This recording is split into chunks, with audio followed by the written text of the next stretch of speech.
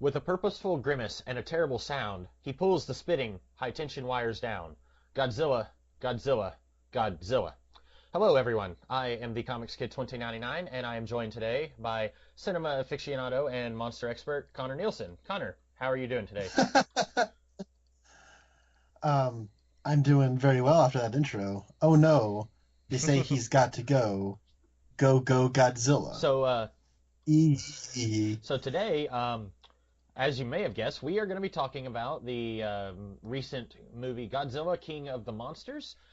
This stars Kyle Chandler, Vera Farmiga, Billy Bobby Brown, and or Millie Bobby Brown. It's one of those. Yep, Okay, you got it. Yeah, and Millie. Charles Dance and some other people that have smaller roles. So Connor, I guess you and I never officially on the record talked about the 2014 one, but in a sentence, what did you think of it? Wow, yeah, that came out 5 years ago. It came out so long ago, we had not met each other That's at that yeah. point. Um, uh, Godzilla 2014 was a solid American version of a Godzilla movie. I enjoyed it. Alrighty. What did you think? Um, Godzilla 20. I thought it was really okay. I bought it for that sounds like a backhanded compliment, but I think I got it for like $1, and so I was satisfied with what I had paid for it. I agree with. I'm hearing a lot of, and this will come up later in our conversation probably, but I remember a lot of people saying like, well, Godzilla's barely in it. It really focuses on these humans. And then I guess segueing into this one, like a lot of people were complaining that this movie had barely any humans in it. It was mostly just monsters fighting each other. And so that informed my expectations going into this movie because I was really expecting this to be super light on the human stuff, and I was surprised at how much human stuff there was after I'd heard all that.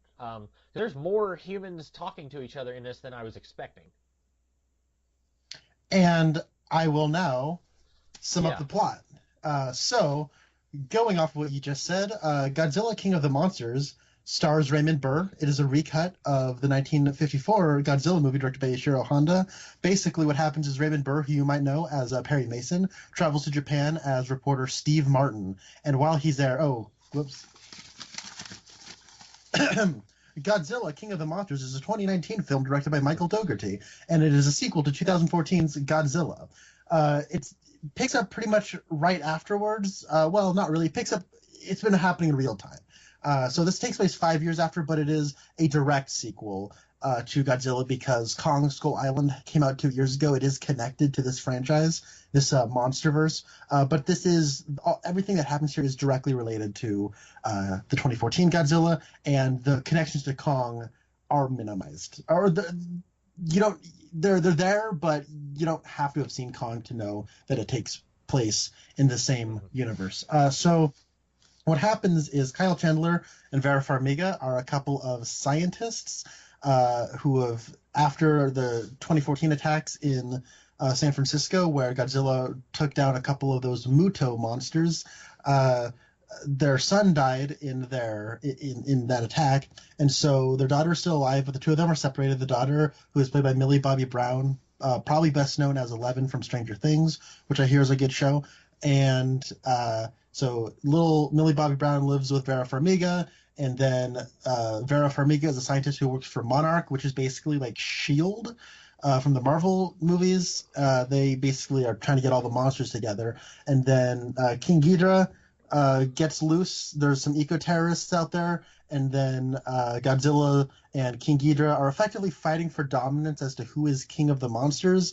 And then in the human front, we have Kyle Chandler coming back to Monarch to try to get his wife and daughter back who have been abducted by the eco-terrorists who set King Ghidorah free, and he's trying to get them back. And all the while, Dr. Serizawa, who was played by Ken Watanabe, is back as a Sally Hawkins, and they got to stop these monsters. They got a monster problem.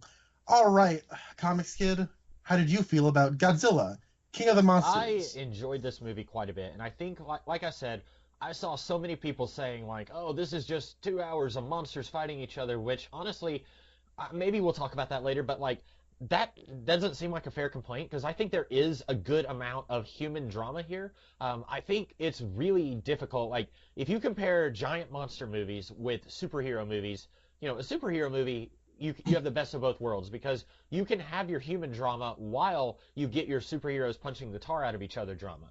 Like, when Iron Man is fighting Ironmonger at the end of Iron Man, they're talking to each other, and this is a culmination of this little battle that they've been having throughout the movie, whether you knew it or not. But it's also a scene where you get to see them shoot lasers at each other. And that's not something you can get in a monster movie like a Godzilla or King Kong because you can have your humans talking to each other, and that's when you're not going to have monsters doing stuff. And then when your monsters are doing stuff, your humans are basically relegated to screaming and running around on the ground trying not to get stomped on. So I think people, whether they know it or not, they have that in the back of their mind when they're watching this movie and other movies. And so they kind of, maybe they're not even thinking of superheroes, but they're thinking of like, this isn't as integrated as a superhero would be with its human drama and superhuman drama.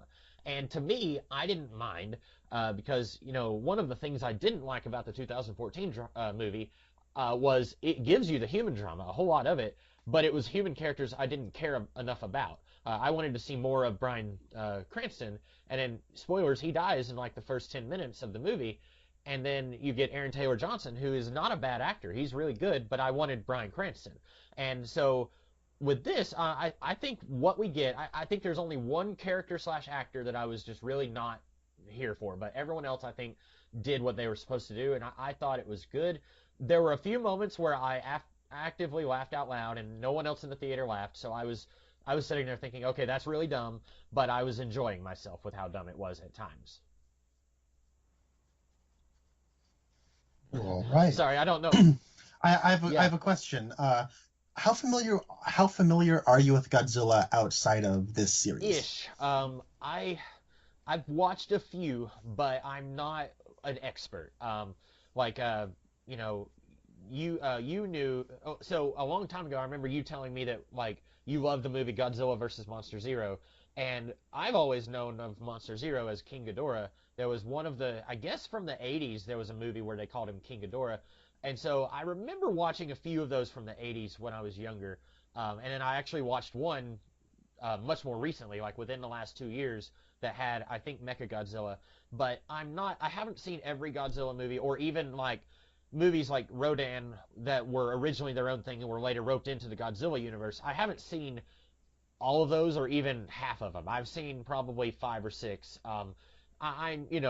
I'm familiar enough with the concept of giant monsters come and humans scream, but I don't really know that much about the lore of this universe outside of, I saw the Matthew Broderick movie, and I saw the 2014 one and this one. I saw Skull Island. Didn't see Shin Godzilla, but then other than that, I wouldn't know enough about them, I don't think. Okay. I'm just curious if we're going to talk Godzilla, how much I should put on my Godzilla expert cap or whatever. Hey, you feel free to put it on. I'm interested in hearing about Godzilla mythos stuff, but I don't know a whole lot about it. Okay. So you've not seen the original like Japanese I don't think movie? I have. The black and white one? Oh my word. Yeah. Okay. But I knew, right. I remembered hearing somewhere that the character's name was Steve Martin, and that made me giggle because I was imagining the Steve Martin, interacting.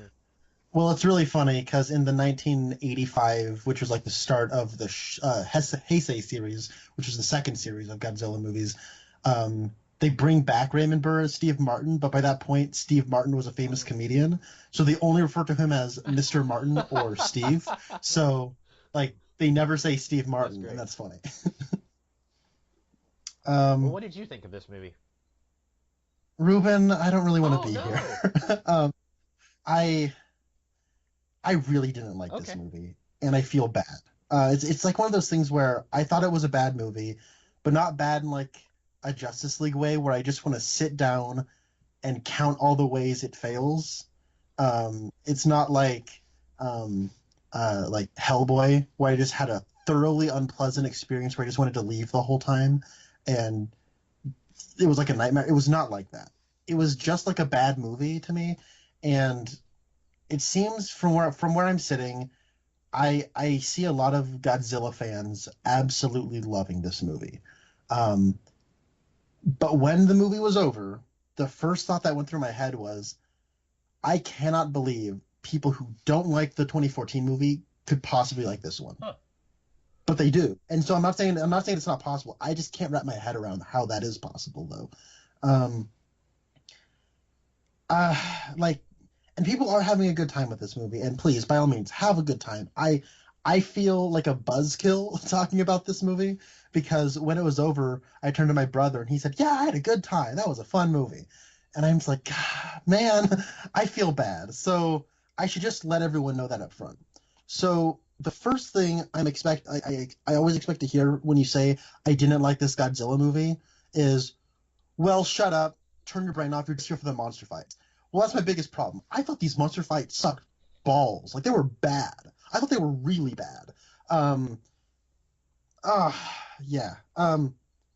I can't like form a coherent like thesis on this. So, if you don't mind, can you take the reins in terms of like directing where this conversation goes? Yeah, I just feel really bad. I mentioned earlier that you've got your human stuff and you've got your monster stuff, and we can talk about the monster stuff later.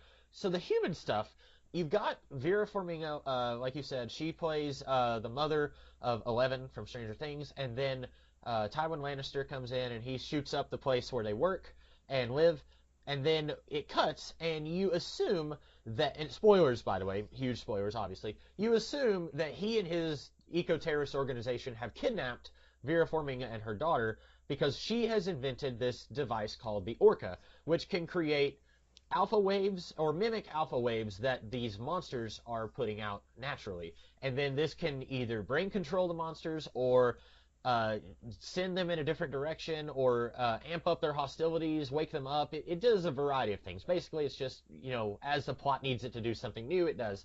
And so for about a third of the movie, I'm assuming everyone else in the audience was assuming that she was kidnapped by these guys and that she didn't want to be there. And then we have a scene where everyone who's part of Monarch, the main Monarch people in this, and they went and got Kyle Chandler, who is a professional wolf photographer at this point in his life. They get him, and then he's there with them at one point in Antarctica, and then she wakes up King Ghidorah or Monster Zero. And then they're all arguing, like, well, she pulled the trigger and woke him up. And then some of them were like, well, she wouldn't have done it on purpose. Maybe he's using the daughter as leverage. And I was thinking, yeah, you idiots, that's obviously what happens. And then she immediately sends them a message, and she says, hey, guys, I'm a bad guy now. I'm okay with killing off millions and millions of people, and then we'll have plants on the earth again. It'll be cool. And, this is a bad thing, I guess, but, you better hide. And I was really surprised, but I shouldn't have been, because we don't get a good glimpse at her character before that. At one point, she comes in the dining room and she says, "Hey, I finished it." And her daughter says, "Really?" And she looks very uncomfortable when her mom says, "I finished it." And then you see, okay, they're living on a monster base. It kind of reminded me of the TV show Lost, when you'd see that the others. It was at the beginning of like season 2 or 3 where you see that there's a little tiny village in the middle of the island. It kind of reminded me of that. And then it's not until, a third of the way into the movie that we see that she actually contacted Charles Dance and his group and said, we need to do this thing. So she's like one of the most morally reprehensible characters in all of fiction. And the movie wants me to feel sorry for her because she's kind of on the fence about it. Like, as soon as she sends the message to her husband and former coworkers, then she's hesitating. And I'm thinking, and like Charles Dance, his character even says, no, you need to go through with this, especially now that you've told your friends what we're doing. And I was thinking, yeah, that seems like something you should have thought about. So what did you think of this twist? And I'm saying twist with air quotes because I don't know if this was meant to be a twist or if everyone else was fooled like I was. I think it's like it is like a kind of a twist that happens. I appreciate how not beating you over the head with it is.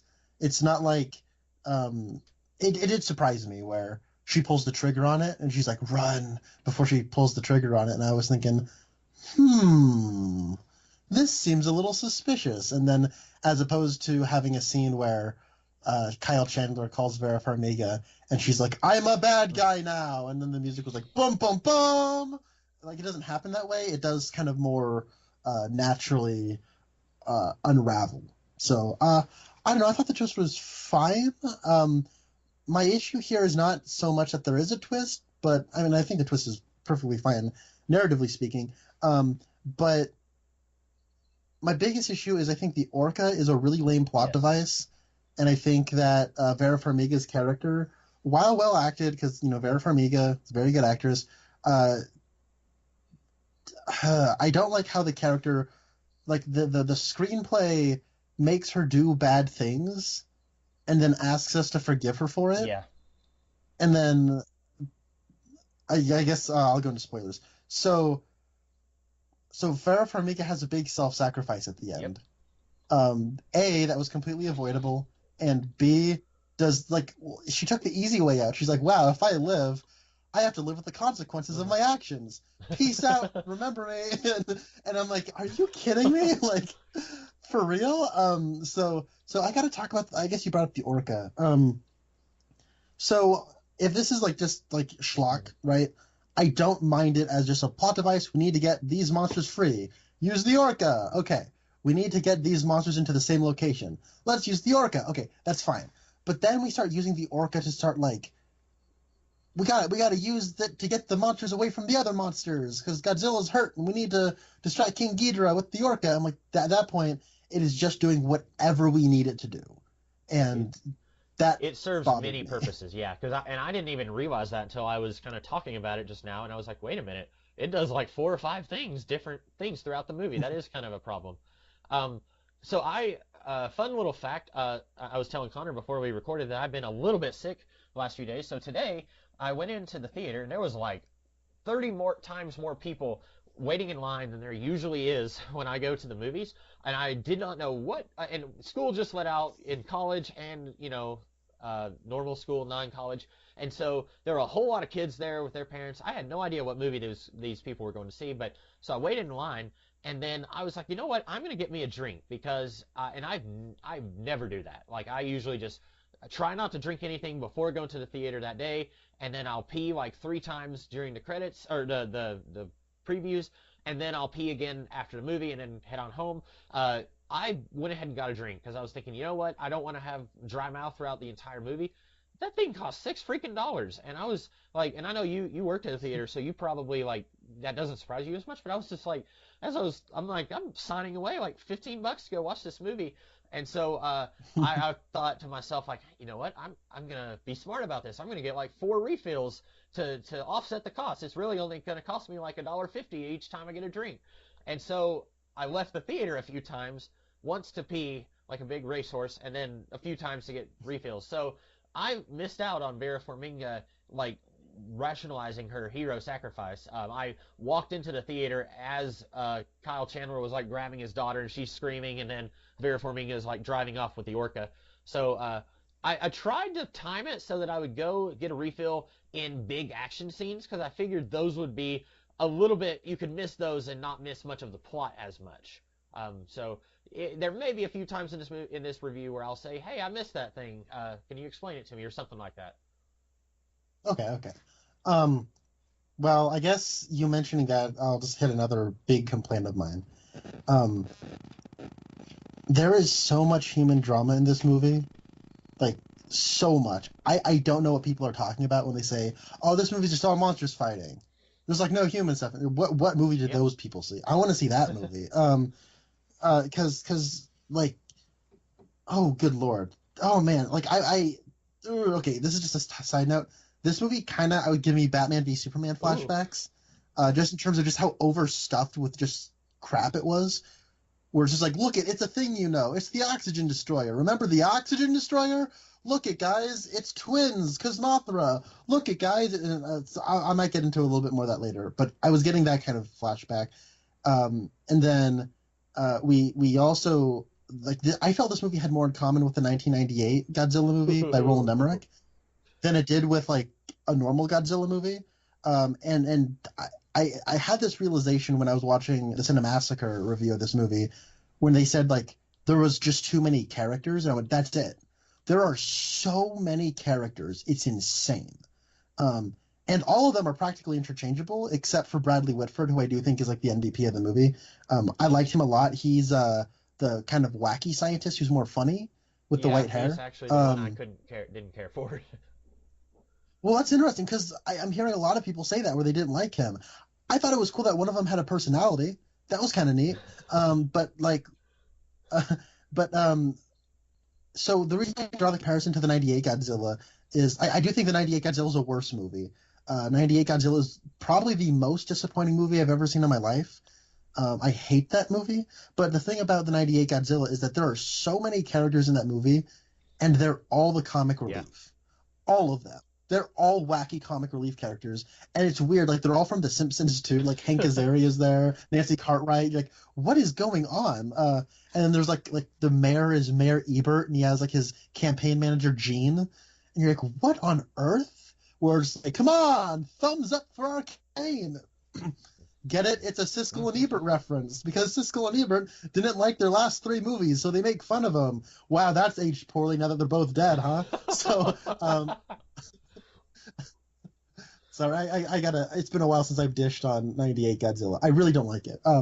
But this movie was like there were so many characters, except instead of all of them being the comic relief, they were all like super intense exposition machines. They're like all of their scenes are just so rapid fire talking.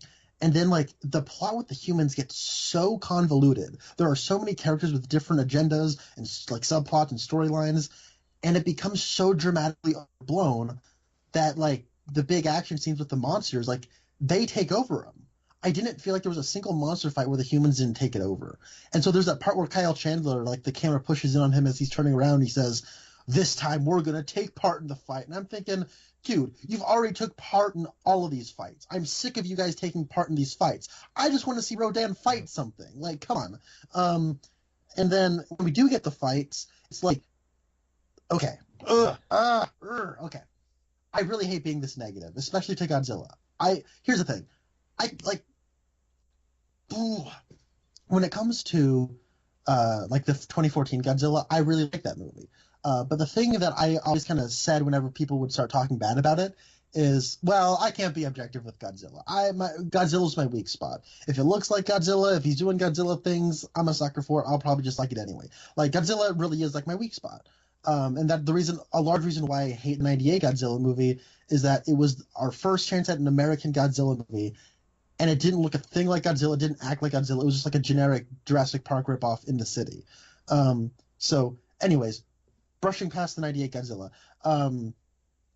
But like, so I always say that. But here's the thing. I don't think I was giving myself enough credit. Like, it became quite apparent to me, anyways, what worked about the 2014 movie. And yeah, the Aaron Taylor Johnson character is kind of bland. He's not an interesting character. But like, he has a very simple motivation. He's trying to find his wife and his kid. That's his character. He knows enough about Godzilla because Bryan Cranston was his dad, and Bryan Cranston was a Godzilla expert. Now he's dead, so he's got a little bit of pathos in there. He got a little bit of man pain to get him through, and then he's a military man, so that's how he's able to like get from place to place and be around people who are trying to take down Godzilla. It's surprisingly efficient and simple. And what's important is that all the stuff like Godzilla and the Mutos, like the monsters are driving everything that is a conflict in that movie. Godzilla killed Bryan Cranston. Godzilla is attacking San Francisco. The Mutos are going here. You know what I'm saying? Like, I always felt like the monsters were weighing that story. They were the anchor. So everything that we are seeing was in some way relevant to the monsters. There is so much. It's weird because like in here, like the dialogue is so much about like the monsters and where they're going, what the plan is, and everything. But for some reason, I had this complete disconnect where when the monsters weren't on screen, I had to keep reminding myself they were even in the movie. And the biggest complaint for that 2014 movie was, oh, Godzilla's hardly in it. I'm sure in this movie, if you like were to like take all the Godzilla like footage, there's more Godzilla in this movie. To me, it didn't feel like it though. We kill Godzilla. Spoilers, it's in the title. But like we kill Godzilla. And then, he's gone for, like, it felt like 30 or 40 minutes. It felt like we had him dead for a while. And he, I didn't feel like he was, this was his movie. Like, it just felt like you'd be watching, I don't know, Rugrats, and then Reptar shows up, and you're like, hey, Reptar showed up. Nice. Okay, Reptar's gone.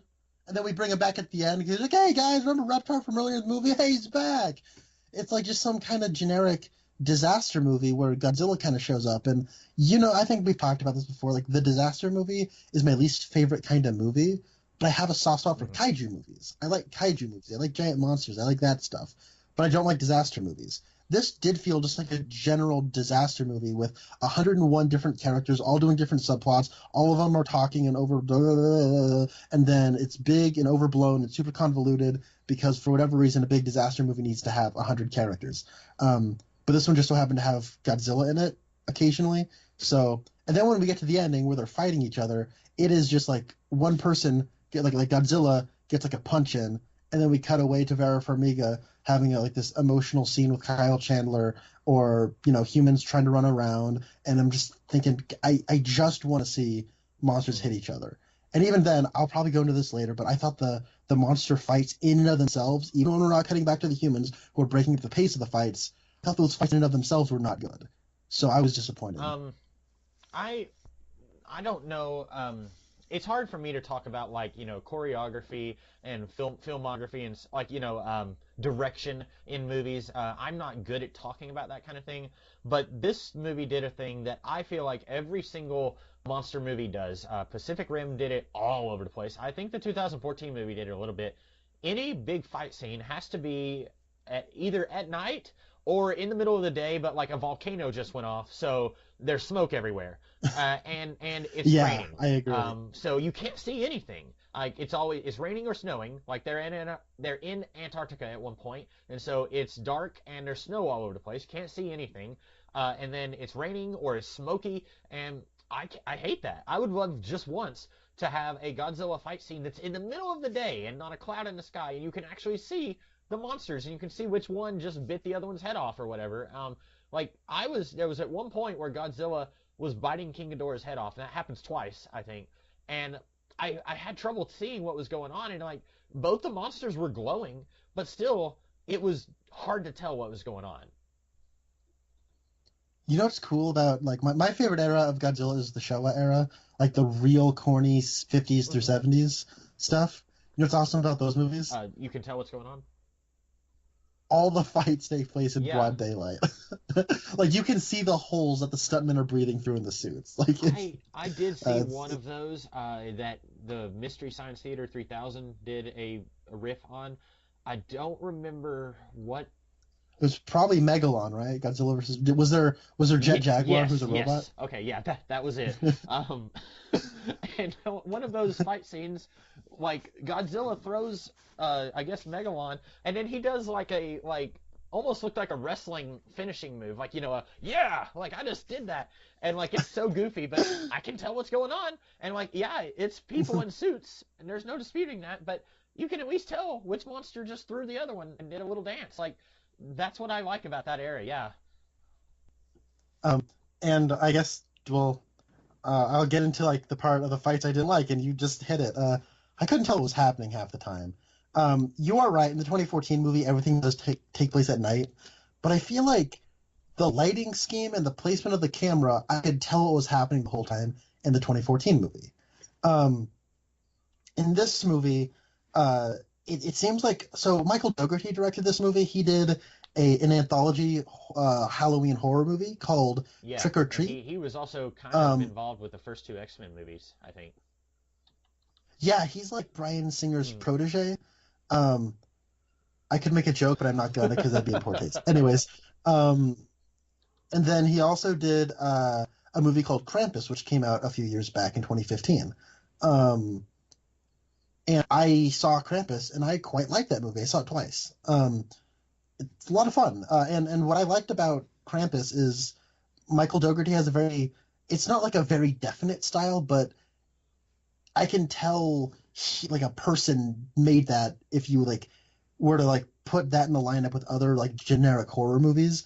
That one has a different way about itself, and it really leans into the genre and has fun with itself. And so it's a very fun horror movie. So there are some scary stuff in there, but it's fun being scared of it, And this movie, I feel like it could have been directed by anybody. It really didn't feel like a Michael Dougherty movie. I'm going to get back. This is all leading somewhere. Trust me. But this felt like it was a rush job. You know anything about the production history of No, this movie? I went into this almost completely cold. I didn't even know Michael Dougherty had anything to do with it. I saw his name as the credits started, and I remembered seeing his name connected to the X-Men movies. I didn't know he was with this, and I didn't even know Charles Dance was going to be a bad guy here. I remember seeing him in the trailers, and I remembered thinking, oh, he's probably like one of the Monarch people or something like that. So I basically knew nothing about this movie going into it. Okay. So 2014 Godzilla happens. It does really well at the box office. And then they say, we're signing. Gareth Edwards directed that movie. And they say, we're bringing Gareth Edwards to do the second one. At that point, this was before Force Awakens came out, but they had already gotten Gareth Edwards, like very shortly after the first one came out, to do Rogue One. We didn't know it was Rogue One at the time, but he was going to go do Star Wars.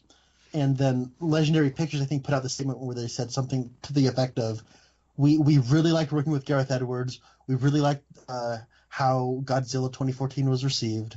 We're going to wait till he's done with Star Wars before we do a second Godzilla movie. And then, so after Rogue One comes out, this movie is supposed to come out in 2018. And then, I don't know what happened, but Gareth Edwards no longer doing this movie.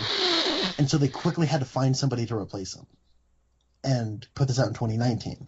So this movie on a script level and a directorial level to a degree does feel like a rush job where it was like, okay, we need to have a Godzilla movie. We need this, and this. Put it all in a script. And they didn't do like a second or third draft where they're like, okay, Oxygen Destroyer, it's fun little Easter egg, fun cool thing. We can get rid of it. Godzilla, becoming a nuclear bomb like in Godzilla versus Destroyer, fun nod, but it's like kind of like a weird thing to cram into we can get rid of it. Mm-hmm. You know what I'm saying? Like it's not refined. It is just a ton of ideas and stuff just in the screenplay. Yeah. And there's a phrase. Go ahead. There's a phrase that they throw around in creative writing workshops called "kill your darlings," and what that basically means is, if you have written a story or the outline of a story and you have fallen in love with this one aspect of the story you've written, you need to be prepared to get rid of that thing because it might slow it down or it might just not fit. There's all those things that you mentioned, like those are things like the Oxygen Destroyer. I've never seen the original Godzilla, but I am aware of that thing as a weapon in the Godzilla mythos. And so when what's his name, Michael Strathern, when he mentions that, I kind of did a mini fist pump. But then, like you said, yeah, it doesn't have to be there. Like, it just, because all it does is temporarily incapacitate Godzilla, and then King Ghidorah is still kicking. So they could have slightly rearranged the script so that King Ghidorah just takes a huge bite out of Godzilla's neck, and then he falls into the ocean. And then, the story could still progress the same, where they go underwater, and they see that Godzilla, he swims into that little cave, and they have to nuke him to bring him back or whatever. You know what I'm saying? Like, you're right. The Oxygen Destroyer doesn't really affect the story in any way. So yeah, I agree with you. Even though some of the fan service stuff I liked, and I'm not a big Godzilla fan, but I still kind of was like, oh, that's kind of cool. But you're 100% right in that as a movie, this had a lot of things. I was thinking that on the way home. As much as I enjoyed this for what it was, I still was thinking there's several first draft problems that made it to the final cut. And so I'm talking about that on a writing level, and now I'll transition to more of the directorial level, where, so I had talked about, nobody will dispute that the 2014 Godzilla movie looks really good. It's a great looking movie. People who don't like that movie like the way it looks. It's a very handsomely made movie. Especially the way, Gareth Edwards captures scale. That's like the word you always hear people throw out whenever they're talking about that movie. The scale, the way he captures the POV of the civilian on the road, so to speak, looking at these insanely gigantic monsters. It's very impressive. They look big, um, but you can tell there's been a lot of time, thought, and care put into like how he was shooting the monsters. And I'm not discrediting Michael Dougherty as a director. I've liked his previous work. Like I like Krampus. I think I've seen one of the segments from Trick or Treat. Like I like Michael Dougherty. And with this though, it did feel like he didn't have a whole lot of time. It's like my issue with some of like the special effects stuff in like Black Panther and Thor Ragnarok and Ant-Man and the Wasp and stuff, where there just wasn't a whole lot of time. So there's like the way they shoot the monsters. You brought this up. There is a filter of rain covering everything. Like King Ghidorah, he can manifest a hurricane around him, so we can have rain and blowing winds and everything at all time. By the way, earlier in the movie, they're like, all right, we lost Monster Zero in this tropical storm over here, and then later one of them said, what if it's not a tropical storm? And then you look at the computer, and suddenly a little blip on the computer just says Monster Zero right there. And then it's like as soon as they came up with the idea that maybe, well, no, they said, that's impossible. Tropical storms can't move that fast. And then they said, what if it's not a tropical storm? And then suddenly Monster Zero's name pops up on the computer. I thought that was like that's one of those moments where I was like laughing at the movie, and like no one else in the theater was laughing, and I was like, this is dumb, guys. Why are we not laughing? Like, but I was still enjoying myself. So like See, that's like a dumb, wacky thing that would be in an old Godzilla movie. I actually didn't mind that. I thought that was pretty fun. But yeah, what were you going to say about that? But what I was getting at is like the way the position of the camera is. I feel like Michael Dougherty's trying to do the Gareth Edwards thing with how he's trying to capture it, but he's not doing it nearly as well. And then half the other time he's just trying to shoot monster action differently. And in that way, it's like too close, where it's like he's shooting it in like medium shots, but the way you would shoot like a person doing a monologue in medium shots, where it's just like medium close up or something. And so it's just like kind of weird where like there's just too much visual information happening and you're too close to it, where like, oh wait, did Godzilla? What's happening? But then when I could see the choreography, I thought it was really uninspired. I've heard people describe the action in this movie as kids playing with action figures, and they mean that in a good way. And if that's the case, wow, these are some pretty unimaginative kids. Because like the choreography is like has no imagination. Like the best idea from a combat angle is they got Rodan and Mothra to fight each other. Now, I have big beef with the way they portrayed Rodan in this movie. That ticked me off. But you want to have your two winged monsters fight each other? Good. But the choreography is like, you can't see my hands, but it's just like, And then one flies into the other one, and then they fly, and then they kind of fly at each other in unison, and then one gets hit against the building. All right, it's over now. That was the fight. That was it. And then like Godzilla just sort of like grabs one of Ghidorah's necks and holds onto it and roars. And then King Ghidorah breaks free and he like does like 1, 2, 3 hits with his face. And then he stops. And then they kind of run at each other. And I'm like, what? How is a choreography with guys in suits fighting a dragon puppet better than this? Like how is that possible? Like I came for an awesome like monster fight. And these monster fights suck. Like, that's just the way I feel about it. If like obviously people are enjoying these monster fights, and I'm glad they are, but like heck, I thought the monster fights in like Pacific Rim were freaking awesome. Heck, I thought the monster fights in Pacific Rim 2 were better than this. That might be like bad juju for some people. That might be fighting words, but I mean, I would take this over Pacific Rim 2, but in terms of just monster fighting, I take Pacific Rim 2. Let me ask you, what would you, if you were given your druthers, what would you prefer the ratio of human drama to monster fighting be? Like, 30-70 or like 40-60? I mean, hey, if I was given a Godzilla movie, I'd make it a monster opera. There'd be no human characters. All the dialogue would be roaring. Except for maybe the Mothra twins doing a song. They'd be a great chorus. That'd be... No, I say that in jest, but I might actually do that if I were given carte blanche, because why not? But I don't know. I grew up watching a ton of like Godzilla movies. I've seen every single Godzilla movie. When I was 8 years old, I spent that entire year just going to the video store.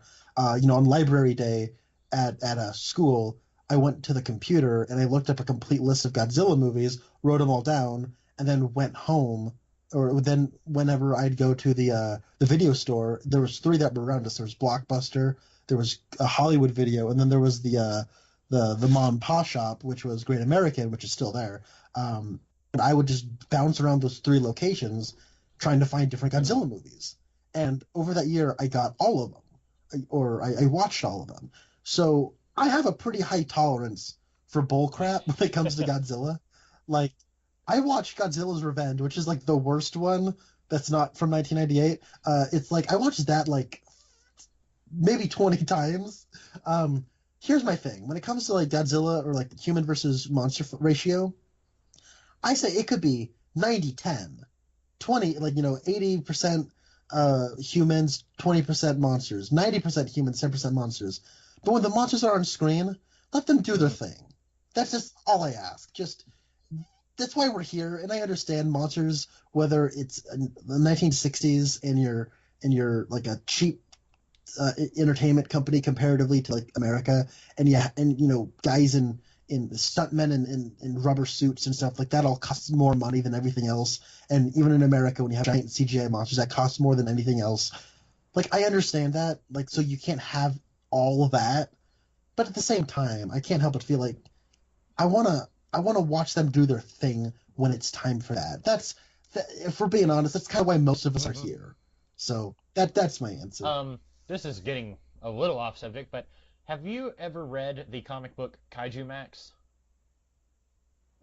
I think did you talk about this in your 365-day graphic novel review challenge? When I hear you talking about like what you do in a monster movie, like I love the Kaiju Max comic book. I would love to see it become like a movie or a Netflix series. I'd love to see it get more acknowledgement outside of comics, because I think it could easily be the best monster something if it was made. Like, it's already a really good comic, but what I like about it is that the monsters have personalities, and they get to do stuff, and they get to fight each other, but it's not just, roars.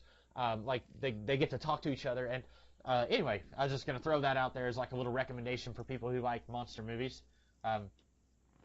Oh my god, dude, that just reminded me of Godzilla versus Gigan, where Godzilla and Anguirus talk. It's amazing because it's like they try to incorporate like dialogue into roaring. So it's like, "Hey, Godzilla, Anguirus, That sounds. we gotta get going." It's ridiculous. I love That sounds it. amazing. It's funny that I think the American title of that one was Godzilla on Monster Island, and they're on Monster Island for like a scene. See, I was gonna say like And that sounds like a cool title, and then it's like, oh, you ruined it. Yeah, a lot of people don't like Godzilla versus Gigan.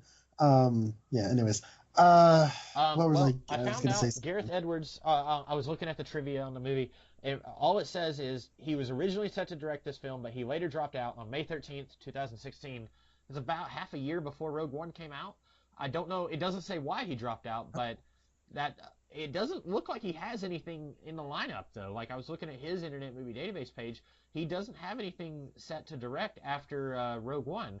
So I'm curious because like he got his start. He directed this little short movie called Monsters, which was what got him the attention of Legendary.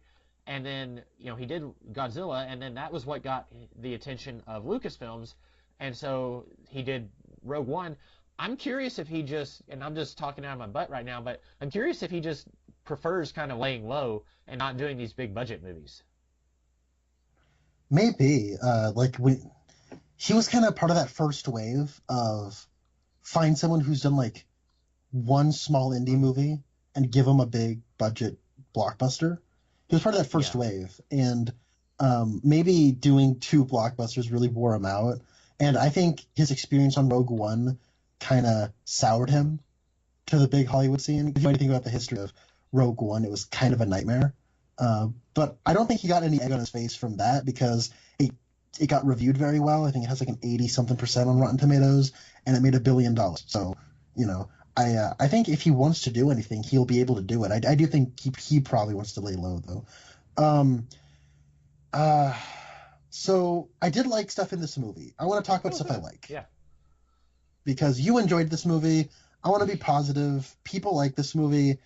I don't like being the negative guy. Obviously, the best thing about this movie, and you know what I'm gonna say, I right? think so. My favorite movie is Godzilla vs. Monster Yep. Zero. It's amazing. I don't know. Have I described that movie to you before? I've heard you say that you love it, but I don't know if you've described it to me. Okay. I on multiple occasions, like I will be at parties or at work or something, and I will just explain the plot of Godzilla vs. Monster Zero, and it seems to be a hit. People like me, like just describing it because it's crazy. It's insane. I love it. Um, so them referring to Monster Zero, like referring to Ghidorah as Monster Zero exclusively for like the first half, that did make my heart happy. Like when it first happened, like I got so excited. I think my nipples got hard. Like I was so happy. I can't like, and I will say like when the movie started, I was on board with this. I was like, yeah, here we go. This will probably be a fun movie. And I will say pretty much thing with King Ghidorah is good because I think he's a good bad guy. I like that they made him a space alien again. Like that was awesome. And I think that like the whole concept of him being like some kind of false god who's come from outer space to try to take over the world of monsters and all that. It's really good. And I like that shot of him on the volcano with like the cross in the corner. I don't know what it means, but it kind of reminded me of like a Frank Miller comic Yeah. book panel. So I thought it was cool. I liked all that. I really liked the design of, is it Ghidorah or Ghidorah? Because I've heard both. It's like I think in like the Japanese pronunciation is uh, Ghidorah. Like the O is pretty low. But so some people just call him Ghidorah without the O, and then like the American pronunciation is Ghidorah, like really pronouncing that O. So it's Uh-huh. Ghidorah. Okay. I really like the design. I mean, this is the best that he or she has looked in any movie, I would say. I don't think that's too controversial, throwing that out there. Um, I kind of like, so at one point when they're still in Antarctica, his chest, I guess the neck, starts to glow. And I was thinking, okay, he's a fire-breathing dragon. That makes sense. But then it's not fire. It's like bolts of electricity, or maybe it's like nuclear electricity or something. I thought that was really cool. It could have easily just been fire, and that would have been fine, but it would have been the expected thing to do. And so I like that his attack looks a little different than what it's expected. Maybe that was a throwback to something he did in the old movies. I don't know. You cut out there just a little bit Oh, for me. What about his attack? What was his attack that you were it's talking about? a kind of. I was expecting it to be a fire attack, like a fire-breathing dragon, and then it ends up being like electricity or nuclear electricity or something like that. And Yeah, that's always been his power. It's pretty cool. It's like this lightning that comes out of his mouth or something. It's really cool. um, I yeah, like that stuff. I quite liked the that attack. I liked his design. Um, Talking about, earlier we were talking about how you didn't really like any of the characters except for Bradley Whitford.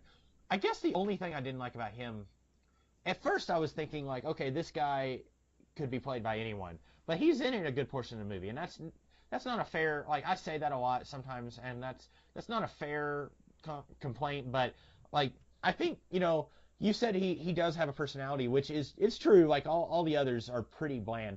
I do like kind of the Ice Cube's kid does try. Like he's just not in it hardly at all. which one? Uh, Ice Cube Jr. He's one of the Oh, soldiers. okay, yeah, The one who looks just like Ice Cube from the yeah. 90s. He okay, so it's weird. At one point on Antarctica, he drops an F-bomb, and we get to hear it in its entirety. 3 seconds later, King Ghidorah is about to blast them all with his attack, and the other one is about to drop an S-bomb, but it gets cut off by the attack. And I was sitting there thinking, like, now I'm a big prude when it comes to swear words. Like, why is it okay for Ice Cube Jr. to drop an F bomb, but it's not okay for this guy to drop an S bomb? Like, and I know that like a PG-13 movie is allowed the one F word, and then that's it. So they're like, oh, we're like X-Men First Class. Look at us. But also like, I don't know. Like, I just thought that was weird. Like, in this, they came so close together. That was what really was odd. I thought. That is kind of interesting. I didn't notice that. That's really funny. Um, okay, quick question, like quick thing about that whole scene in Antarctica. So we keep like so they're in like a some kind of aerial Hmm. vehicle and aircraft, and like it gets damaged, so it's like sliding across the ice. And so I thought like the it was so close up, and there's like this faux shaky cam. I guess it's not shaky cam; it's like handheld style camera, and so it does get a little shaky at times. And uh, like when Kyle Chandler's in there, he gets like stuck under some wire. Getting stuck under some wire because like they're getting thrashed around was really confusing. And when they're all trying to get out of the aerial craft as it's like falling, at first I didn't think he got out of there because of how like quickly edited and everything it was. And then again, somewhere in there, Sally Hawkins died. Yeah, and that was another one of the. I went to the bathroom, or I went to go get a refill for. That was actually the first time I went to get a refill, and I walk up to the machine, and there was like three people getting a drink at that point. So it actually took me a little longer to get a refill than it should have. And so I came back, and I see Dr. Ken Watanabe. He's like looking at the computer screen, and it just says Sally Hawkins, deceased. And I was like, okay, first of all, like you came up with this pretty little like computer screen graphic pretty quickly. Like that's a little weird, but and also like It's a very high over turnover rate, so they have yeah, them yeah. prepared. Um, but like I guess my problem with that was you're right. Like she dies and I feel nothing because I don't know anything about her character. Like I I know she was in the 2014 Godzilla movie, but I don't remember her in it. And I just watched this movie today and I barely remember her in this one. Like this movie kills her off and it kills off is it Serizawa? Yeah, And yeah. Serizawa gets a little bit more of a moment when he dies, and he's more present in both of them than she is. But I still like when they killed her off. I think they wanted us to feel like oh, it's like Agent Coulson dying almost, but it's not because I'm just like okay, like kill one of the soldiers that doesn't have a name, and like you get the same effect. Yeah. My thing is I didn't even realize she died in all the stuff Hmm. going down. Um, like on top of not even caring. And I like Sally Hawkins. If you haven't seen the Paddington movies, please watch the Paddington movies. They're brilliant. And she's also great in The Shape of Water. Um, I was gonna go somewhere. Uh, I forgot. Oh yeah, here's a thing I liked. Dr. Serizawa's death scene. So in the original Godzilla movie, the ending is, there's a character named Dr. Serizawa, and he creates the oxygen destroyer, and it is like the one thing that can kill Godzilla. And so he goes underwater and unleashes the oxygen destroyer, but lets himself die with Godzilla because he's the only one who knows how it was made. And and then like the morality play is he doesn't want to stay alive and be exploited for his knowledge of how to use it because it could possibly be even worse than the nuclear Hmm. bomb. So that's what's going on there. And in this one, it's a bit of a reversal where Godzilla's a good guy now. So Ken Watanabe, he plays Dr. Serizawa, and he takes a nuke down to Godzilla's underwater house, and then like like uses the nuke and explodes it as so he can juice Godzilla up to save the world. Um, but he has a nice little tender moment, and I like that. It was a good scene. I like that, and I liked how it's a reversal on uh, the Hmm. original Godzilla. Of course, I knew there was a character named Dr. Serizawa in the first one. Correct me if I'm wrong. Isn't the Godzilla 2014 movie supposed to be like kind of like how Superman Returns ignores everything? It's a sequel to Superman 2. Isn't that one supposed to be a sequel to only the first Godzilla movie? I don't think so. It's a while since I've seen the 2014 movie.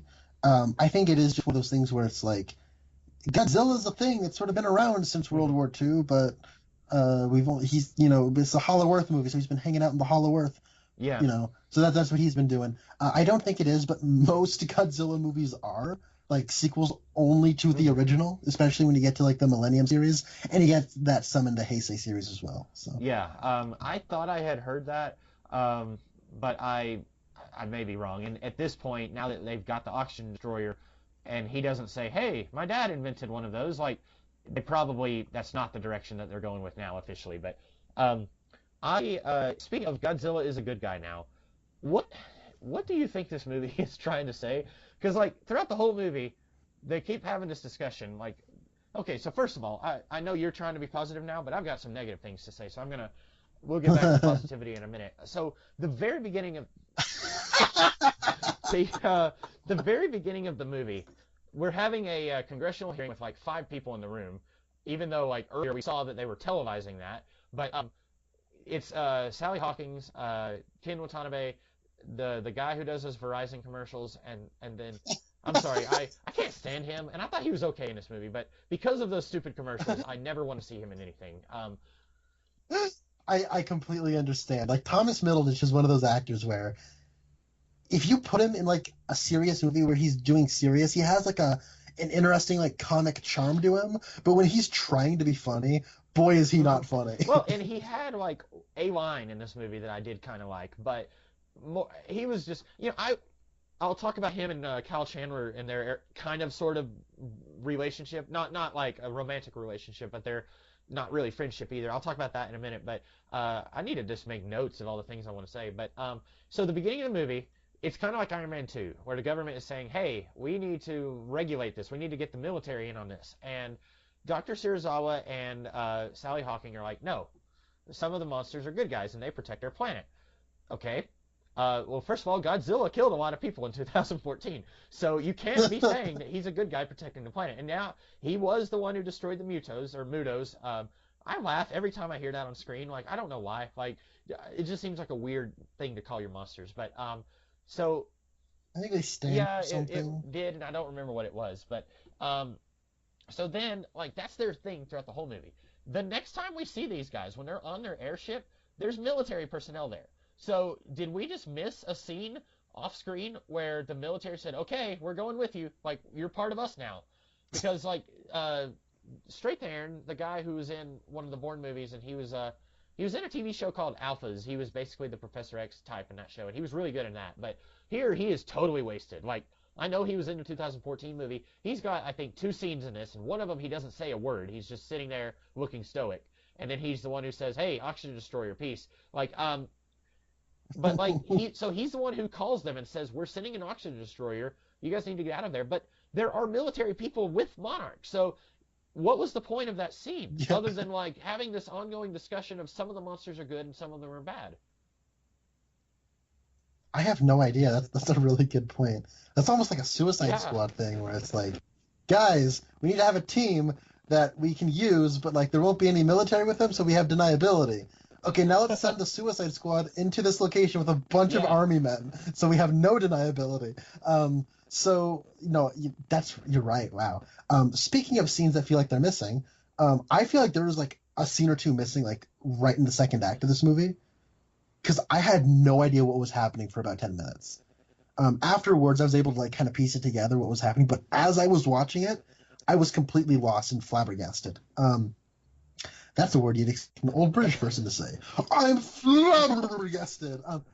So what happens is Godzilla's dead, and then Mothra shows up to try to like revive him, and I like that. I like the mystical, spiritual stuff with Mothra. And for the most part, I like how we handle Mothra quite a bit. So Mothra shows up to kind of like Deus Ex Machina, like revive Godzilla, but it's like Godzilla's alive, but he's on life support, so we need to like juice him up. And then Kyle Chandler says, "How many nukes you got?" So you think, "Oh yeah, it's gonna be awesome. They're just gonna throw 100 nukes at him, and he's gonna come back, and it's gonna be awesome." But that's not what happens for some reason. Like so I thought you needed to be close to Godzilla to get his heartbeat, right? And I thought he was still just like under the water, just kind of hanging out on life support. But that's not what's happening. I guess he burrowed underground into the Hollow Earth where he's just like hanging out in his underwater house. And then things get like weird because it's like Kyle Chandler says, "How many nukes you got?" And it cuts to like a bunch of like destroyers in the water. So you think, okay, we're going to nuke the ground. Here we go. Right? But that isn't what happens. Like, so we have like the bald army lady, and you have like Ice Cube Jr., and you have like all these other military people who are on that big like Hydra ship with them. They just are all of a sudden in Boston. Out of nowhere. They just like teleported to Boston from like the coast of Mexico. Yeah, and part of that... Oh, go ahead. And then Bradley Whitford, Kyle Chandler, and like Ken Watanabe are just like in a submarine, and I'm thinking like, when did they say goodbye? Like, what's going on? Like, and then I'm like, then they, okay, we got a nuke warhead, and we're gonna go find Godzilla underwater and nuke it. And I'm thinking like, wait, what? Why is this more complicated than it has to be? Why can't we just be like, okay, Godzilla's underwater. I know how to revive him. Let's nuke. Did it all for the nukie, and then they blow it up. You know what I'm saying? Like, but I don't know. This movie just needed to be longer. I guess we needed to have King Ghidorah awake all the monsters. I don't.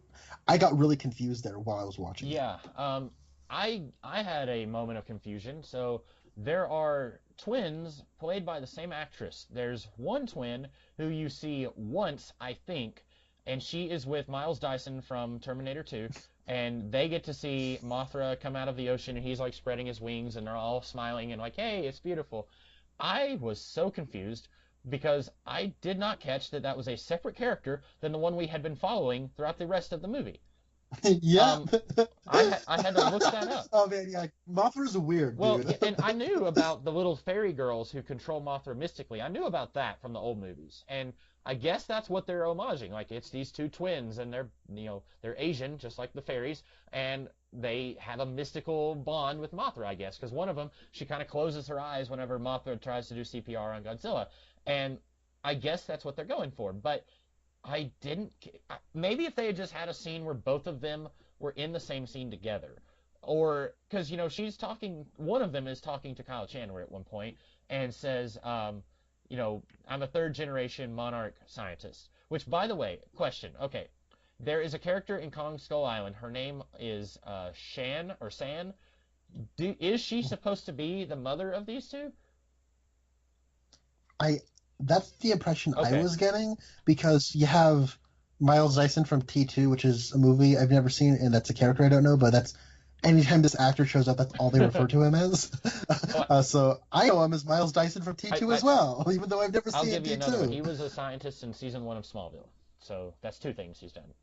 And this is now Okay, three. okay. So from now on, I was getting the impression he was the adult version of Dr. Dre from Kong Skull Island.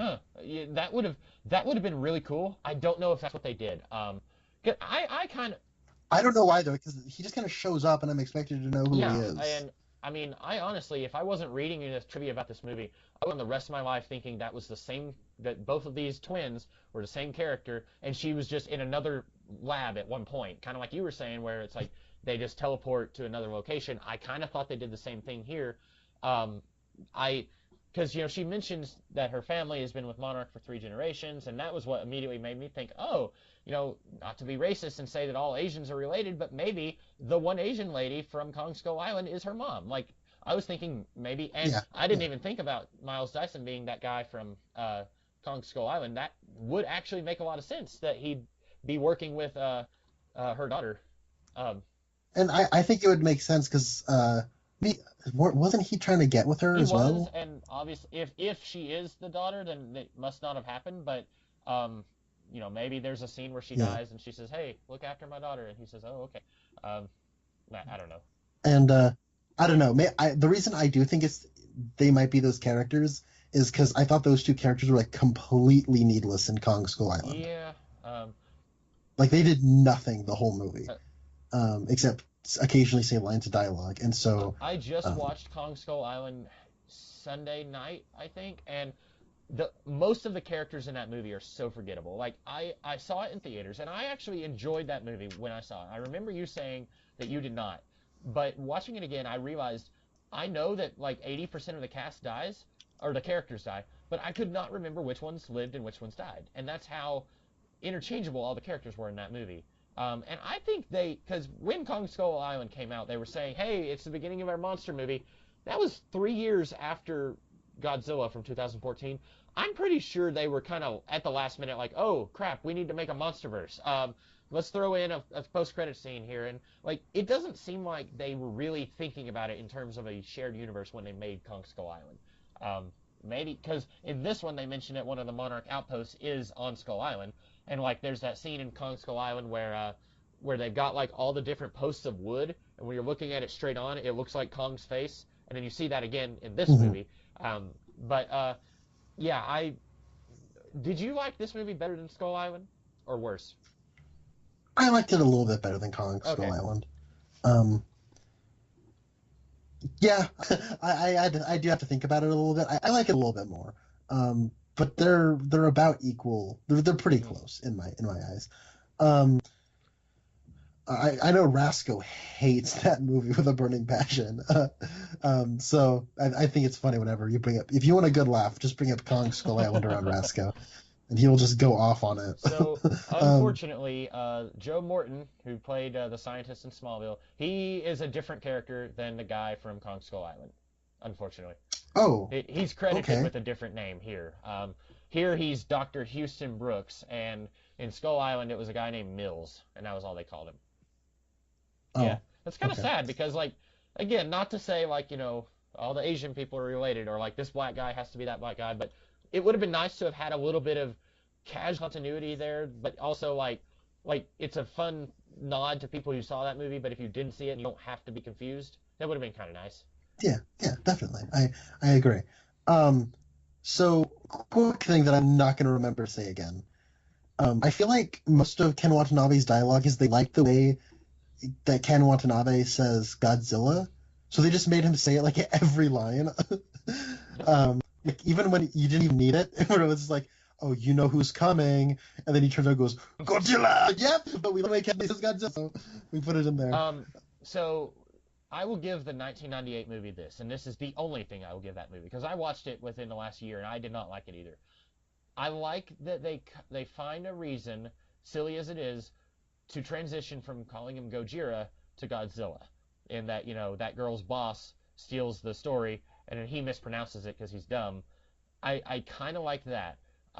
It's been a while since I've seen the 2014 one, but I could not remember if they ever called him Gojira in that. But at least once in this movie they call him Gojira, but then every other time they're calling him Godzilla. And I was thinking like, okay, they need to come up with a rationale. Like, Monster Zero, that makes sense because they're like, okay, we took some biomatter or whatever, and this thing is like 10 million years old, so it's the first monster. Okay, that makes sense. And then like later, she says, I looked at all this research, and they call him Ghidorah, which is one of many. And okay, fine, that makes sense. But then like you got characters calling him Gojira and Godzilla, and I was like, okay, pick one or find a reason why he's called both. That's a silly nitpick, but I think that's something that kind of took me out of the movie a little bit.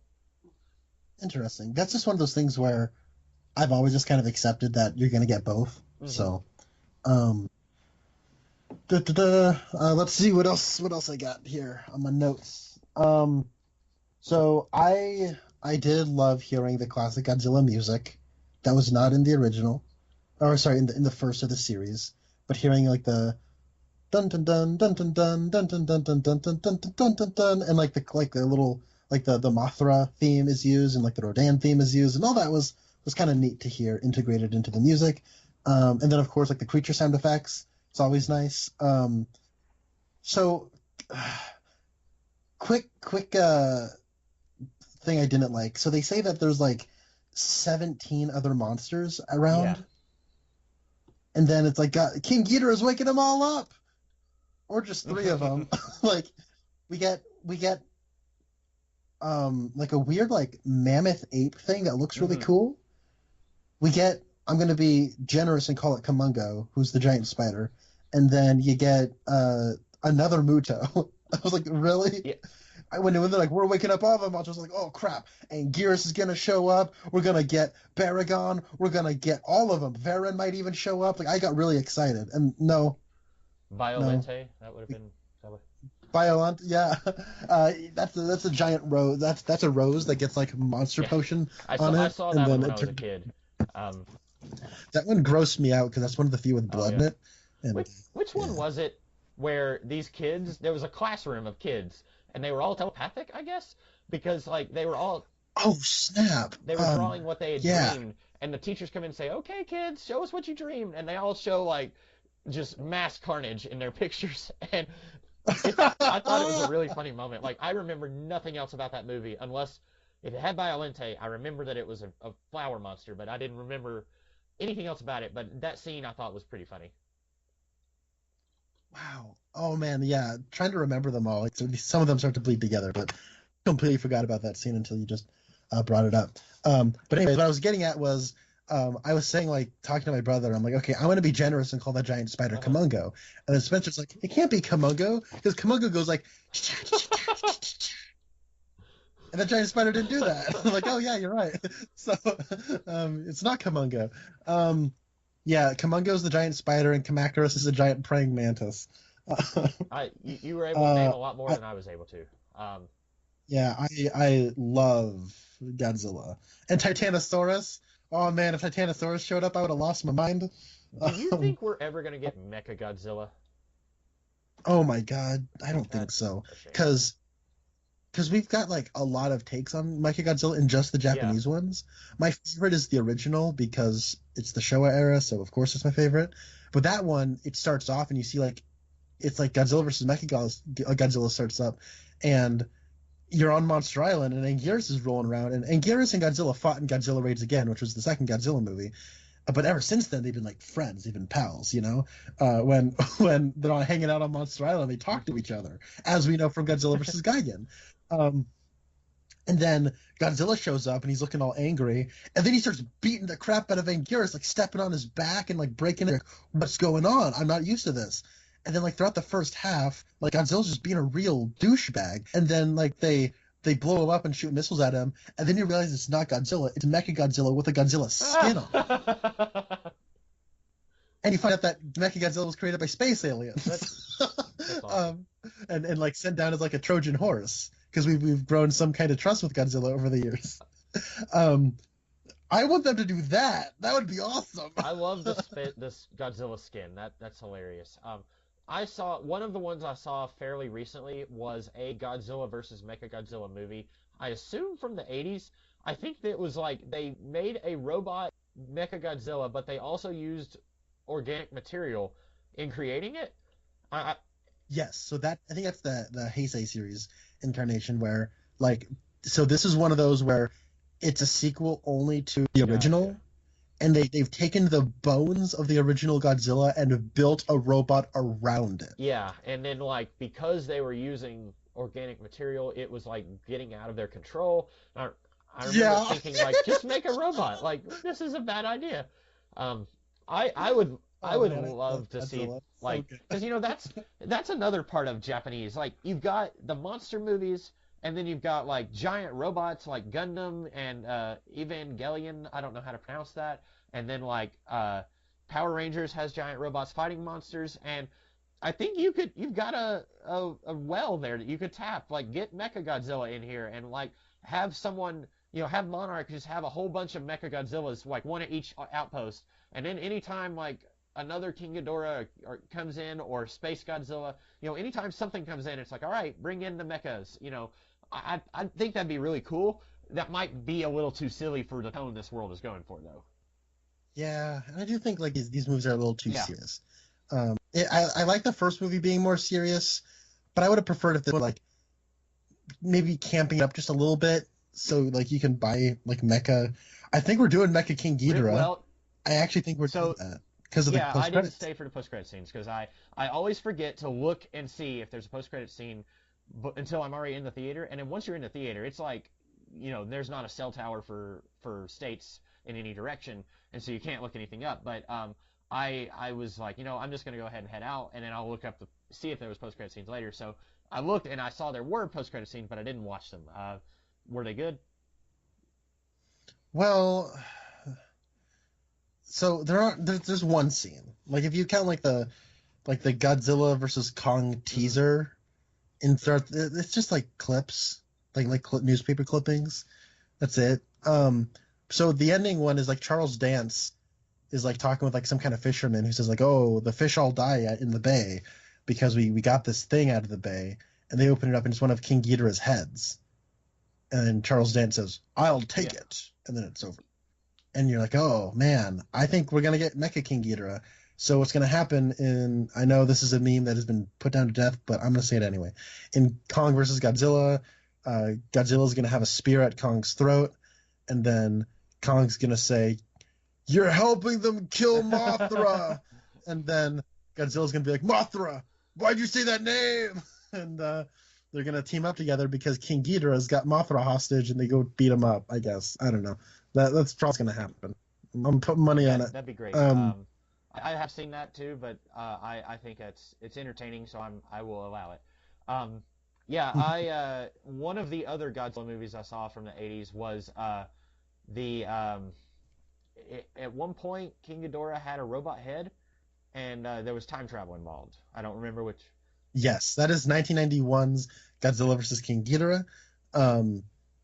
While most people might have been watching Twin Peaks season 2, that's a joke because nobody watched Twin Peaks season 2. I might have been watching Godzilla versus King Ghidorah, even though I wasn't alive yet. But it's awesome because there's people from the future who are like, the future's awful, it's been destroyed. We need to kill King Ghidorah, or we need to kill Godzilla. That's the important thing we need to do. And so like Godzilla, so they go back in time and they kill Godzilla. They put these 3 little like bugs together. They put these 3 weird like insect or like slug things, and like each one of those 3 is like a different head of King Ghidorah, and they come together in King Ghidorah in the past, and they kill Godzilla, so that King Ghidorah is supreme for a while. And I think I'm remembering this. Maybe I'm remembering this wrong. But then they go back in time and like get Godzilla from back in time, bring him to the present day so we can kill King Ghidorah, and then like the space aliens, or like I don't know if they're aliens or what, but people from the future grab the corpse of King Ghidorah, take him back to the future, then come back to the present with a Mecha King Ghidorah to kill Godzilla. I think, if I'm remembering it right. I can't remember, but Yeah, I remember really liking that one when I was a kid because I like time travel even then. So I remember liking that one. But I kind of hearing you talk about it, I kind of want to go on a big Godzilla binge, but also if I don't have a rental place, so I'd be forced to have to buy them, and I'm kind of wary of paying like $6 for a Godzilla movie, even if it's like trashy fun. Part of my mind is still gonna be like, yeah, but it's still kind of trashy. So, but I kind of want to do that. yeah. Well, I think a lot of them are on Amazon, but they're like $4 a pop for a rental. Oh, okay. So, yeah. Other things I liked, there was a cover of the Blue Oyster Cult song in the credits. I like that. I like that. Yeah, I like that. I liked Rodan like wrecking the Mexican village with like the winds coming off his wings. That was classic. I like that. And the chase scene that follows that, where he's taking out all the airplanes with just by himself. That was my favorite moment of monster action in the whole movie. I thought that was pretty cool. You had mentioned something that you didn't like about Rodan earlier. What was it you did not like about him? So they made him like King Ghidorah's lackey. Yeah. And so my what I always took from Rodan is like he and Godzilla are bros. So like, okay, Anguirus is like the guy who was just like, Godzilla, I'm your guy. Whatever you say, I'm gonna do it because I'm the first person you ever beat, right? But then Rodan is kind of like that guy who's like, yeah, I'll help you out, Godzilla. We're pals and all, but he's more of like a territorial guy where he needs like convincing to do the right thing. And then Mothra's just like the paradigm of good. And then Godzilla we can make him good or bad or whatever, depending on the movie. But in this movie, if they're kind of going by like dominance, where Godzilla and King Ghidorah are fighting for the alpha spot, then they made Rodan the beta, and Rodan's not Starscream, and they made Rodan Starscream, and I don't like that. And like when Rodan's not being somebody's hoe, like he's awesome. It's like my favorite part of monster action, and now he's just like, oh, King Ghidorah says I gotta fight Mothra, and he gets taken out like a punk too, like a stinger, really, through the chest. Are you kidding me? I'm a Godzilla fan. I know that Rodan's got like these sharp spikes that come off his chest, and they're awesome. When he swoops down, those like spikes like will cut Godzilla's neck or like King Ghidorah's neck or something. They're really deadly. They're cool. But they're not in this movie because we need Mothra to like grow a stinger out of nowhere, out of her butt, and then like stick it up into Rodan's chest. So yeah, I didn't like that at all. And Rodan is like my favorite Godzilla monster who's not Godzilla, and so that made me mad. I will not forgive this movie for doing Rodan dirty like that. I was also thinking of Starscream. Like I don't know. I probably know less about Transformers than I do about Godzilla. But when I saw that he was working for Ghidorah, and then at the end he bows to Godzilla, I was thinking, yeah, but we can't trust him. Like, he's going to turn on Godzilla as soon as there's an opportunity. Like, that was the first thing that went into my mind when I saw that.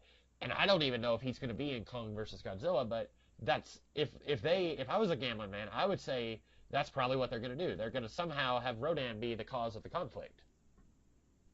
I don't know if that Mm. makes any sense with them being No, I probably. get I mean, that. Yeah. this movie is weird how sometimes it plays them as just mindless monsters that destroy stuff, and then sometimes it's like if Mothra sees a gun, it freaks out. Like, how does it know what a gun is? Like, sometimes they're much more intelligent than what they are at other points in the movie. Yeah, no, that's a good point. Um, so I liked a lot of the I liked what the monster subplot was trying to be, where it is like this battle for dominance, this very kind of like primal hierarchy thing. I like that quite a bit. And a lot of the ideas they're talking about in the dialogue, I like a lot of the ideas they talk about, but it's just that they just talk about it. They don't show it, and or they don't show it enough, and they uh, and it's like I would like to see those ideas in a story where those ideas can be explored, as opposed to just sort of being inside it, like just sort of like sprinkled into like techno Yeah. babble for 2 hours. Um, if I'm gonna piggyback off of that, one thing that I did not like was, constantly throughout the movie, they're always saying like, we can't kill these monsters. They're here to protect us. So the very end of the movie, I don't remember who it was who says it. Might have been Kyle Chandler. He says like, oh, at least he's on our side.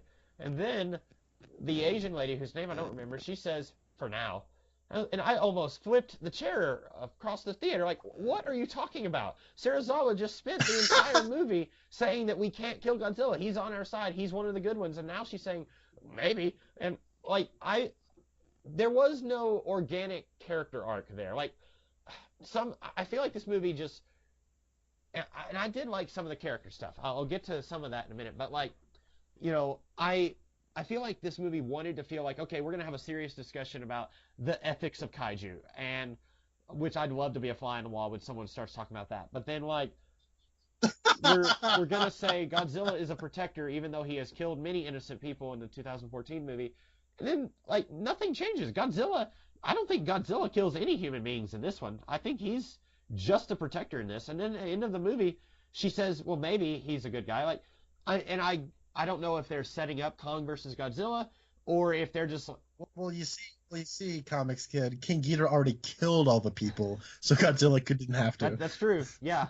But I don't know. Like, I understood pretty early on. Okay, Kyle Chandler is going to have this character arc where he hates Godzilla, he hates monsters because his son died.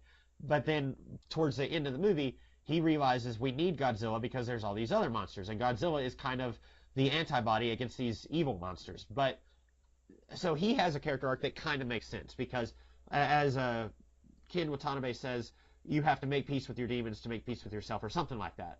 And I get that. That makes sense. What does not make sense is that doctor lady suddenly saying that Godzilla is possibly a threat. Yeah, no, that's true. That's true. Um, Another thing I liked about this movie, before you talk about the character stuff you liked, um, I like the final shot, like the final 10 seconds of this movie where they're all bowing to Yeah. Godzilla. That's awesome. It's an awesome shot. I don't know if I've pitched you my Godzilla trilogy that if I had carte blanche, I would just do. Shocker, it starts with the remake of Godzilla vs. Monster Zero. But no, that reminded me of what I would do with a Godzilla movie and make it more about like that ending shot signifies this has been more about the monsters than it really was. I want the movie that's the proper ending shot to. So yeah, I like that. You do need to tell me sometime your pitch, because I'd love to hear that. So character stuff that I liked. Do you remember we talked about a movie called John Carpenter's Vampires? Do you remember that? how could I forget? Neither one of us liked it too much. In fact, you hated it, and I was like pretty apathetic toward it until we started talking about it, and then I realized, yeah, it's bad. But one of the things I said I didn't like about that movie was, you've got your alpha male vampire hunter guy. I don't remember any of their character names, and then he's just being It's Yeah, James Woods. he's Yeah. just being like a total jerk to the like nerdy scientist guy. And then by the end of the movie, it's like, oh hey, nerdy scientist guy knows how to hold a gun. You're all right, kid. I like you, even though I was bullying you throughout the movie. So I thought they were going to do that here with Kyle Chandler and Tom Middleditch, where like at one point, he's obviously upset because his ex-wife and his daughter had possibly been kidnapped, and then this other guy who he doesn't know, he says something, and then he's like, "Who is this guy?" And I thought we were going to get that relationship, and I was like, "Oh boy, here we go." Yeah. And I didn't like it in John Carpenter's Vampires, and I wasn't going to like it here, but then I ended up kind of liking where they went with it. I did think it was a little odd that Thomas Middleditch, he says, "I'm a big fan of your wife's work." And like I thought that was funny. That was the one line I actually liked, but they never went anywhere with that. They never. I thought they were gonna have kind of a like, you know what? Like this was before we find out that she's willingly working with Charles Dance, but I thought they were gonna do a thing where it's like, you know what? You go after her, pal. I think she likes you. Something. I don't know. I thought they were gonna do something with that. Yeah. But I did like how these two kind of become reluctant friends, sort of. They don't fully commit to it, but like at one point, it might have been one of the soldiers says, "Man, that guy really hates monsters," and then Thomas Middleditch says, "You would too if what happened to him happened to you," or something like that. And I thought that was a good scene because at first you're thinking these two are going to be kind of butting heads throughout the whole movie, and then he's like he understands where this guy's coming from, and there's another moment I did laugh out loud, but it kind of goes against the whole thing that I was enjoying because at one point Kyle Chandler he needs to go and he fixed something like open up the pod bay doors or something like that, and then Thomas Middleditch says, "I know where it is," and he says, "Does anyone else know?" And I laughed because it made me think of Shrek, and also like in the middle of this huge crisis situation where people are dying, he wants to be picky and choosy and say, "I don't want to go with you. I want someone else to take me." I thought that was funny, but also I wish this movie had committed more to these two kind of becoming friends because what very little bit of it did with that, I enjoyed. Yeah, I guess I had completely forgotten about Thomas Middleditch. He kind of just appears in the last 40 minutes of the movie. No, I didn't mind him. You're right. He was a pretty one of the better characters. That relationship you're describing of like, hey, I think she likes you, buddy. Go for it. Did you ever see the 2012 movie? No, I don't think so. It was from the director of Godzilla in 1998, Roland Emmerich. I didn't see that. Where it was like the end of the world is 2012, because this is when the Mayan prophecy of Doomsday or whatever happened. That didn't age well either. Yeah, here we are in 2019, almost 7 years later. So it was really funny because this has nothing to do with anything besides just something in the movie reminded me of something you said, where John Cusack is trying to get together with his ex-wife, but his ex-wife is married. And then in the carnage, like a big rock falls on her husband, so it's okay if they get together. That sounds amazing.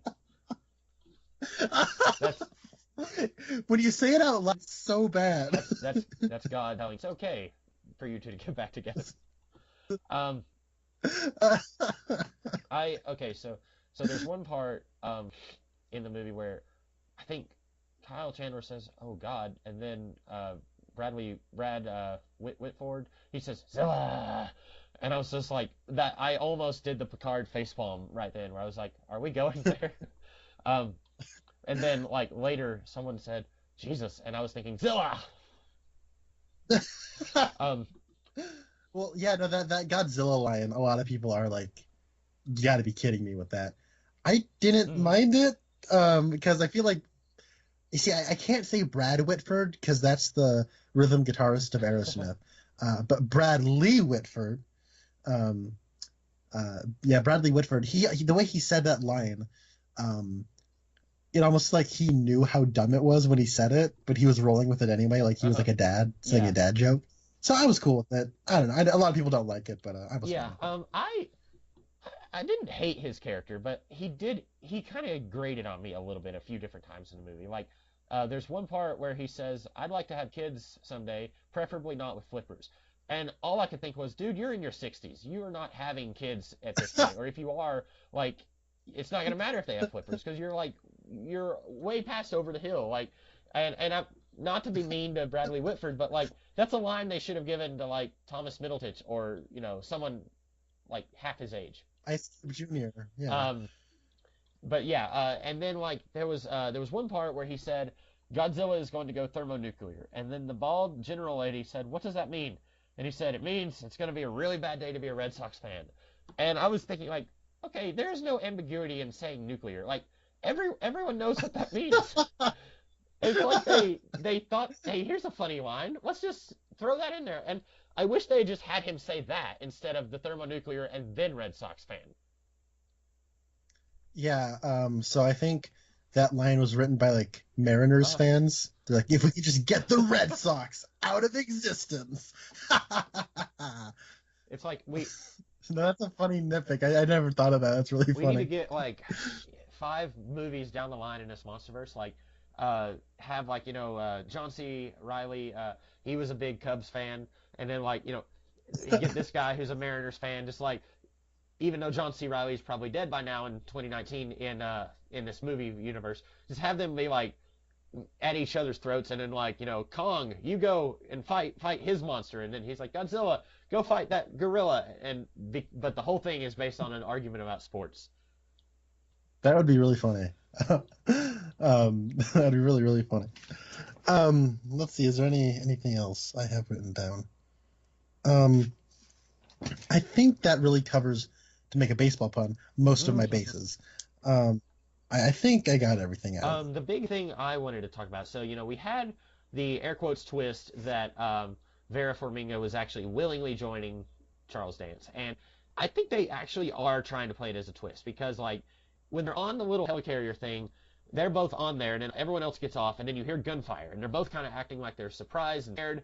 And then like as they're walking forward, she says, eyes forward, don't look at the dead bodies, and then later you find out, oh, Vera Farmiga was in on it all along. Okay, but then I was thinking surely the little girl was just kind of kidnapped, sort of like because this is another one of those things that I was thinking this is definitely a first draft thing that never got fixed by the time it made it into the movie. So Vera Farmiga and Millie Bobby Brown live on this. It's either an island or something where it's a monarch outpost, and then some like a little earthquake happens, so they go down, and Mothra is like causing the earth to shake. Both Millie Bobby Brown and Vera Farmiga go down there, and immediately I was thinking, absolutely not. This is like the most dangerous place for a 12-year-old to be. Like she needs to have stayed up in the house and let the adults do the dangerous monster stuff. And sure enough, something horrible happens, and she's right in the middle of it all. And like if she had stayed up in that little section where they were watching Mothra, and then Charles Dance comes in, she might have died. I don't know if he would have known, hey, this is the daughter of the woman that contacted us. So like it's all this stuff where it's like this has to happen so that she can be part of the movie. But then when we find out that that Vera Farmiga was actually in on this whole time, we also find out that Millie Bobby Brown was in on it too. But she's kind of iffy on it. I wasn't sure. See, I wasn't sure if she was in on it or not. I kept having that question as I was watching it because early on she's like in her first scene she's writing a letter or an email to her dad saying like I don't know about mom. I think something's wrong Yeah. with mom. She knew about it. I don't know if she got filled in like on the airplane or something. Right. Well, I don't know because like later in the movie, Charles Dance says, "What did you sell this to your daughter as? Did you tell her that it was going to be like a peaceful coexistence with the monsters?" And I was thinking, yes, 10 seconds ago, that's exactly what she said on their little broadcast to Monarch, and you were standing right there. You heard her say that. But I was kind of under the impression that Vera Farmiga told Millie Bobby Brown that this is what we're going to do. And Millie Bobby Brown was not okay with that. But she felt like she didn't have any other choice because if she didn't go with her mom, then like, because the Vera Farmiga kind of says like, I don't want you to get hurt again. Like when she's talking about, I contacted dad or dad emailed me. And so I guess Vera Farmiga is thinking like, your dad's not a very present father figure, so you have to come with me because he's not going to come and be around with you. But I do think that she knew about it when she went with them. She just wasn't necessarily okay with what they were doing, I think. Yeah.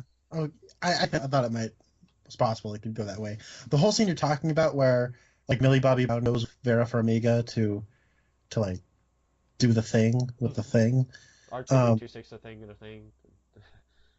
R2D26 the thing. Yeah, it's dumb. But that was like the part of the movie where I was like, yeah, whatever. Who cares? We need to get the kid in danger with a mom so they can get kidnapped. Air quotes kidnapped. Fine, whatever. That's like it's like weird. Like a lot of those sort of connective tissue details, I can like give a pass to in a movie like this. Especially when they're at the beginning. It's like, okay, let's just contrive a way to get everything where they need to be so that we can have a monster movie.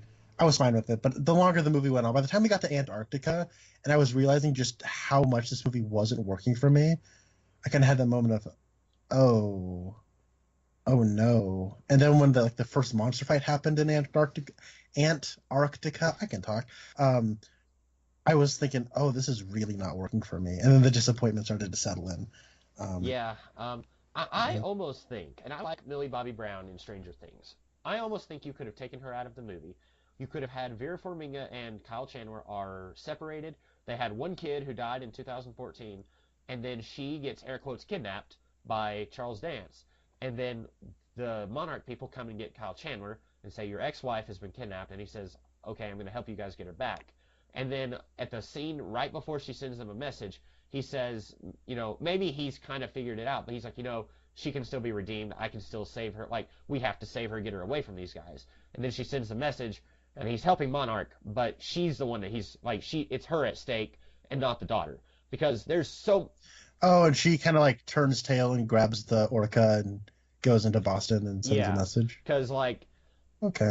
I feel like everything that happens with Millie Bobby Brown just doesn't work. Like I said, she goes with her mom into a very dangerous situation where the protocol should be everyone who's not an employee stays in their house. And they do that just so that they can get her kidnapped with her mom so that she can be part of the movie. And then she goes to Boston Stadium and I feel like it's just, she could pretty easily, she doesn't really have a character arc. She's mostly just there to do stuff and to kind of throw a monkey wrench in the spanner, if you will. Yeah, definitely. So there's like an undercurrent going on that my brother brought up that I do think the movie's trying to do, and I don't think it works at all. Okay. Where he says that like they cast Kyle Chandler and Vera Farmiga because they kind of look like Godzilla and Ghidorah. Hold on one second. And so, like, and I get it, like how, like, you can convince me that Kyle Chandler looks like Godzilla or this design of Godzilla enough, and that I can't really buy that Vera Farmiga looks a lot like King Ghidorah at all. But there is that shot at the end where it is a close up of her, cut to close up of King Ghidorah's face, and it's like that juxtaposition I think is trying to signify something. And so what Spencer was saying was that it's like, when your parents are fighting, it feels like they're monsters and it's the end of the world. I just don't think that message really gets hit home at all. Well, so, if that's what they're doing, and I can see where Spencer's coming from, though. Well, and at one point, Millie Bobby Brown even says, like, you're a monster. She says that to her mom. So I think that theme is. Yes. I think that's a theme they were trying to put across. I don't know. But like we had said earlier, it feels like it was draft. I don't know if I would go so far as to say they look like the monsters. I think that is kind of amusing. When I saw that Kyle Chandler was going to be in this movie, I immediately thought of the 2003 King Kong movie, where he is like completely superfluous in that movie, and I hated that movie. Like, the Peter Jackson Kong movie? I don't know what the reigning opinion is on that, but I despise that movie. I felt like it went on for 17 hours, and I was just, and like most of the people on that boat didn't need to be there. But I was thinking about like, hey, what if Kyle Chandler in this is like the great grandson of the guy from, but then I was like, no, wait. And for all I know, he died in that movie. I don't remember. But also, that wouldn't work because this is a world where like people didn't find out about monsters until 2014. So never mind. Uh-huh. Well, I have not seen the Peter Jackson King Kong movie in maybe 13 years. Like, it's been forever. I think the reigning opinion is still split. Like, a lot of people don't like it and a lot of people do like it. I know that is one of Rasco's favorite films. So I'll watch it soon and develop my own opinion on it. But it is one of those I'm fascinated to revisit because it is to this day very split. But I did not know Kyle Chandler was in that Yeah, movie. he's so minor. Like you barely even you'd be forgiven for watching it, and a week later, if you forgot he was in it, like that'd be understandable because he's one of the many. I don't want to influence your opinion on it when you watch it, but he's one of the many people in that who don't really have anything to do. Um, so is Kyle Chandler or is Ron Livingston in Friday Night I think Kyle Lights? Chandler because I looked him up to see what else he's done. Okay, they look kind of similar. Ron Livingston just looks a lot more schlubby, and Kyle Chandler looks more like classic, hey, Yeah. Midwestern hunk or whatever. Um, but I'm glad he's the one from Friday Night Lights. I'm sad it didn't take place in a football stadium at the end, and Godzilla didn't run across while Kyle Chandler's like, "Go get him, like Godzilla! You can like do it!" instead of driving away with the orca in a jeep, like they toss it like a football, Oh my God! Now and we're you hear talking. that Yes. da, da, da, da, da, da, that'd be See, that's Chariots of Fire. That's running. But no, I see oh where yeah. you're coming from. And then Taylor Kitsch comes out of nowhere, and he's like, "I got it, coach.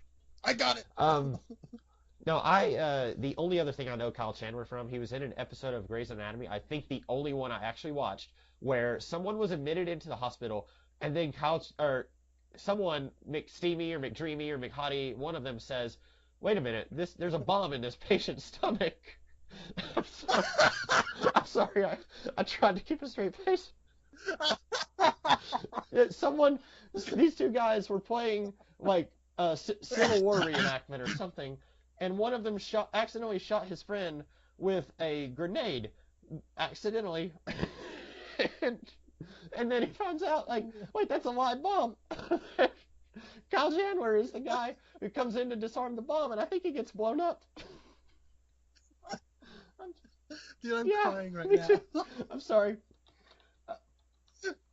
That was like one of the things I was thinking about when watching this movie was that episode of Grey's Anatomy. Um, anyway, They gotta put. They're gonna put the bomb in yeah. Godzilla. Oh my God. Well, I can't top that. That's about all I got to say about Godzilla, King of the Monsters. I'm glad I got to talk about it with you because I had more fun talking about it because I thought this was just going to be like me slitting my wrists, being sad that I didn't like this Well, movie. speaking of slitting our wrists, we will be back next week to talk about Dark Phoenix. No, I'm just kidding. We will be talking about Dark Phoenix, but hopefully it will be. So I think I'm going to have the experience of Dark Phoenix that you had with this. I think, and I think if I was as much of a Godzilla fan as you are, or even more of a Godzilla fan than I am, I probably wouldn't have liked this movie as much as I did. And I wouldn't even say I air quotes liked it. I just enjoyed myself. Like there were many moments where I was laughing at the movie and not with it. Yeah, my brother had a similar thing. He gave the movie like a 5 or a 6. He didn't think it was a good movie, but he didn't think it was bad. He said he enjoyed it, and he said the pretty much same verbiage. Um, Um, yeah, I didn't like this. I mean, it's better than like Brightburn. which I did not watch. But But one of my co-hosts on Geeky Gentleman, which is another podcast I do, he said he hated that movie. oh, which one? Alfie. Alfie watched it and he said he did not like it. Okay. Um, Yeah, I give it like. Yeah, I also didn't like that movie. I give it like a. I give that one a 4, but I'd also give Godzilla King of the Monsters a 4, but I liked it more than that. But it's weird. I think I liked Glass more. I never saw never saw Split, which is why I didn't go to Glass. But I heard a lot of people say they didn't care for Glass. It was really disappointing. But it was like disappointing. It's like a weird like. It's like J. Shyamalan was trying to be like a provocateur, and like you know how everyone always like overblows like how subversive Last Jedi was, and like they act like it was freaking Twin Peaks season 3 or something. It's not. There wasn't a 2-minute scene of somebody sweeping a floor. Okay, there wasn't a 6-minute scene of a person looking at lights on a page while they were whatever. Remember when so Lord Snoke leaned over to Kylo Ren and said, "Got a light." oh my And then God, he that gets would have been stabbed amazing. with a lightsaber, and it's like, "Got a lightsaber." Yes, I do. Anyways, but you know how like subversive that movie is, and they act like Ryan Johnson's just kind of like the troll who's trolling the audience. When I think that's really overblowing it. But like I feel like Glass is M. Night Shyamalan doing that, where he's just trolling the audience and thinking he's really clever, but the movie's just really dumb. And like you look at it and you think, M. Night, buddy, do you understand the other two movies you made? like, It's like George Lucas, how you people know, say modern George Lucas doesn't understand Star Wars. yes, Um, yes. yeah, I watched Split and Glass Sunday because it's been forever since I've seen Unbreakable, but I liked it when I saw it. Um, before we hang up, or before we end, so usually I like to ask, what do you think the future of this franchise is? And we know we're getting a Kong versus a Kong versus King, whatever, we're getting a versus movie next year, Godzilla versus Kong. What do you think we're gonna get in that? Like, do you think we have serious thoughts on that? I know I'm not excited for it, and I'm really sad about that because it's directed by Adam Wingard, who I don't like. Okay, So see, I was curious, like, in the vein of like, oh, this was a rush job, we've got to quickly find somebody to direct this. They're getting yet another person to direct this next one. Like, so far, we've had four movies well, once we get that one, we will have had four movies, each one directed by a different person. And so I'm all for, like, in the MCU, let's give a director a chance to kind of do their own little corner of the MCU, but you've still got somebody who's kind of like, you've got Kevin Feige who's kind of over all of it, but then even below him, like, for a while, Joss Whedon, he did a few movies, and then, like, the Russo brothers have done a few movies, and we don't get that here. Like, it just seems like, okay, each movie's going to be a different person, so I don't really feel like there's any direction that the MonsterVerse is going in. yeah, I don't know. I think that like Legendary's deal with Toho ends with Kong versus Oh Godzilla, no. Well, and I think that when that's over, Toho's gonna want their toys back so they can make more movies with Godzilla. but Because the way their deal works is if another movie, like if Legendary has a Godzilla movie in production, they can't make one. So Shin Godzilla was made in that window between um, Godzilla and Godzilla King of the Monsters. that's really weird to me because didn't Shin Godzilla only have like a one night in theaters?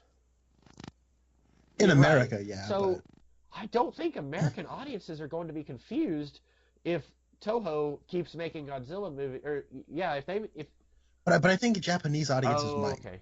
Yeah, I didn't think about that. You jingoistic Yeah. bastard, get out of here! Yeah, that's because I mean, like, we get, like, in America, you've got Gotham, you've got Titans that has an evil Batman, and you've got the evil Batman in Batman vs Superman. Like, you've got multiple Batman going around, and just, non-comic book, like, not even counting, like, the video games, like Injustice and Arkham. So, like, to me, I feel like you could do multiple Godzilla continuities, especially since, from what I know, Japan already has, like, 5 Godzilla continuities. Yeah, but I think they all happen at different Right. times, as opposed to something like I don't know. I'm not exactly sure why everything is the way it is, but that's just the way their deal is. Adam Wingard made that 2016 Blair Witch movie, which was bad. So Okay, I have never seen. and he also did the Death Note movie, which everyone hated. I didn't see it, but I haven't seen. Yeah. I probably haven't seen anything he's done. So anyway, yeah, he also did The Guest, You're Next, and one of the segments from the first VHS movie. okay. So, So I said, oh no, whenever you were kind of saying that it's probably going to be the last of this little mini MonsterVerse. But if I'm looking at it, like, I haven't been too impressed with this MonsterVerse yet. Like, I remember liking the 2014 movie, okay, but I wanted more monster stuff in it.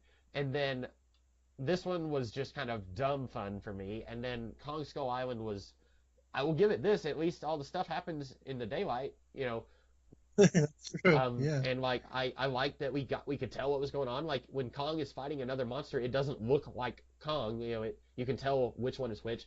But like, Yeah, and the thing with Kong though is the fights themselves are actually pretty cool, but the other monsters he was fighting were, I thought, kind of lame. oh yeah, there was so I was watching that movie. I know we were just kind of dragging it on, but there's one part where this monster eats John Goodman, and he's holding a camera, and then it's in a foggy little valley, and we keep seeing these camera flashes. Like, the camera is flashing while it's inside the monster's stomach, and you can see the Flash through its skin.